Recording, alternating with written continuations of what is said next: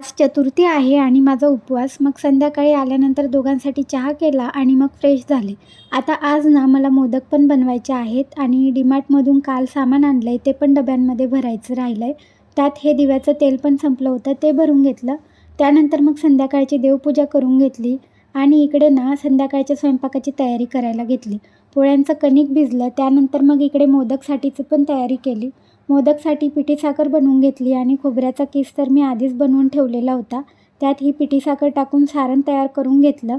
त्यानंतर इकडे ना मोदकांसाठी वेगळं पीठ भिजवून घेतलं. आता मला काही जास्त मोदक नाही बनवायचे आहेत, कारण मी घरातच बाप्पाला नैवेद्य दाखवणार आहे. म्हणून 11च मोदकाचं पीठ भिजलं. त्यानंतर सगळ्या पोळ्या आधी बनवून घेतल्या. म्हटलं एवढं काम झालं की मग निवांत मोदक बनवता येईल. आणि पोळ्या झाल्यानंतर मोदक बनवायला घेतलं आणि जरा नेहमीपेक्षा मोठे मोठेच मोदक मी आज बनवले. सगळे मोदक बनवून मग तुपात फ्राय करून घेतले आणि मग घरातच नैवेद्य दाखवलं. त्यानंतर आज मला पनीरची भाजी बनवायची होती, त्याची तयारी करून घेतली आणि हे पनीर ना मी फर्स्ट टाईम घरी बनवून पाहिलं आहे आणि जरा कमी क्वांटिटीमध्येच बनवलं.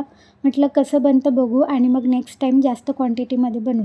तर इकडे पनीरची भाजी बनवून घेतली आणि भाजी जरा कमीच बनली, कारण पनीर पण कमी होतं. पण दुपारी आज माझा उपवास होता, त्यामुळे मी साबुदाणे वडे बनवले होते. त्याचं पण पीठ उरलेलं होतं, त्यामुळे भाजी कमी झाली तरी वडे होतेच. म्हणूनच आजच असं कमी क्वांटिटीमध्ये पनीर बनवून बघितलं, जेणेकरून थोडीशी भाजी बनवून बघता येईल आणि कसं झालं आहे ते पण कळेल. मस्त अशी माझी पनीरची भाजी तयार झाली. त्यानंतर मग इकडे जे सकाळचं वड्यांचं पीठ होतं त्याचे वडे बनवून घेतले आणि सगळे वडे बनवून झाल्यानंतर एक एक करून फ्राय करून घेतले.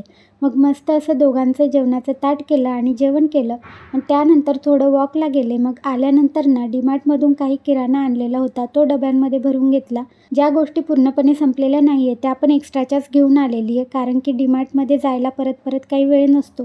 म्हणून एकाच वेळी सगळं सामान घेऊन येते आणि ते भरून ठेवलं आणि त्यानंतर मग उद्याची थोडीफार तयारी केली. तर चला भेटूया नेक्स्ट व्लॉगमध्ये. बाय.